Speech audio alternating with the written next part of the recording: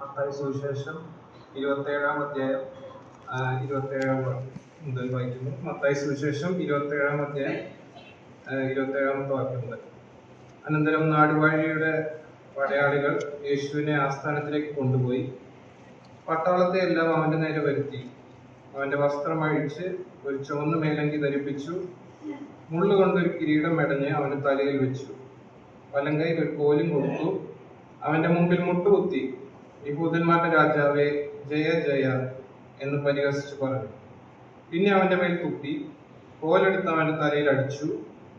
അവനെ പരിഹസിച്ചു തീർന്നപ്പോൾ മേലങ്കി നീക്കി അവന്റെ സ്വന്തം വസ്ത്രം ധരിപ്പിച്ചു ക്രൂശിപ്പാൻ കൊണ്ടുപോയി. ദൈവം മഹത്വപ്പെടുമാറാകട്ടെ. അവനെ പരിഹസിച്ച് തീർന്നപ്പോൾ, ആ ഒരു പദപ്രയോഗമാണ് എന്നെ വളരെയധികം സ്പർശിച്ചത്. നമ്മൾ ആരെ കുറിച്ചാണ് ഇവിടെ വായിക്കുന്നത്? ആരെയാണ് പരിഹസിച്ച് തീർന്നത്?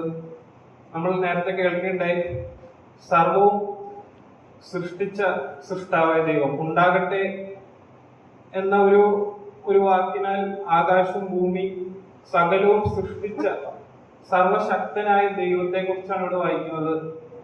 അവനെ പരിഹസിച്ച് തീർന്നപ്പോൾ,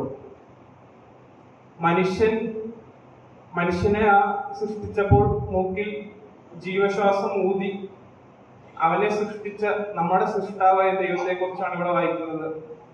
അവനെ പരിഹസിച്ച് തീർന്നപ്പോൾ, നാം നമ്മുടെ പാപം കാരണം ദൈവത്തിൽ നിന്ന് തെറ്റി ദൂരസ്ഥരായി തീർന്നപ്പോൾ, നമ്മളെ മടക്കിക്കൊണ്ടുവരുവാൻ, നമുക്ക് വേണ്ടി നമ്മുടെ പാപങ്ങൾക്ക് പകരമായി മരിക്കുവാൻ നമ്മളെ അത്രയ്ക്ക് സ്നേഹിച്ച നമ്മുടെ രക്ഷകൻ, നമ്മുടെ കർത്താവിനെ കുറിച്ചാണ് ഇവിടെ വായിക്കുന്നത്. അവനെ പരിഹസിച്ച് തീർന്നപ്പോൾ, നമുക്ക് യെശയ്യാവ് 53-ാം അധ്യായത്തിൽ വരുമ്പോൾ നമ്മൾ പലപ്പോഴും വായിക്കുന്നതാണ്. യെശയ്യാവ് 53-ന്റെ 3 മുതൽ വായിക്കുന്നത്, അവൻ മനുഷ്യരാൽ നിന്ദിക്കപ്പെട്ടും ത്യജിക്കപ്പെട്ടും വ്യസനപാത്രമായി രോഗം ശീലിച്ചവനായും ഇരുന്നു. അവനെ കാണുന്നവർ മുഖം മറച്ചു കളയത്തക്കവണ്ണം അവൻ നിന്ദിതനായിരുന്നു, നാം അവനെ ആദരിച്ചതുമില്ല.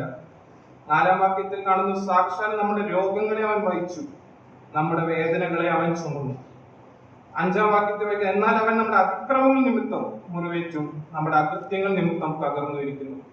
നമ്മുടെ പാപങ്ങൾ, നമ്മുടെ രോഗമായ പാപം, അത് കാരണം മുഖാന്തരമാണ് അവൻ നമുക്ക് വേണ്ടി നിന്ദിതനായത്. പാട്ടുകാരൻ പറയുന്നത്, നിന്ദിതനായി, നിസ്സാരനായി, നിസ്സഹായനായി.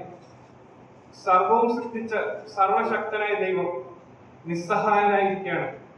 ഒരു വാക്കുപോലും മിണ്ടാൻ കഴിവില്ലായിട്ടല്ല, എന്നാൽ നമ്മളെ രക്ഷിക്കാൻ മറ്റൊരു മാർഗം ഉണ്ടായിരുന്നില്ല. നമ്മൾ ചെയ്ത പാപം, നമ്മുടെ പാപം ഇപ്പം നാം മരിക്കേണ്ടവരായിരുന്നു. എന്നാൽ നമുക്ക് പകരക്കാരനായി അവൻ നമുക്ക് വേണ്ടി മരിച്ചു. അവനെ നമുക്ക് ഓർക്കാം, അവനെ നമുക്ക് സ്തുതിക്കാം, സ്തോത്രം ചെയ്യാം. ദൈവം നാം മോഹപ്പെടുമാറാകട്ടെ.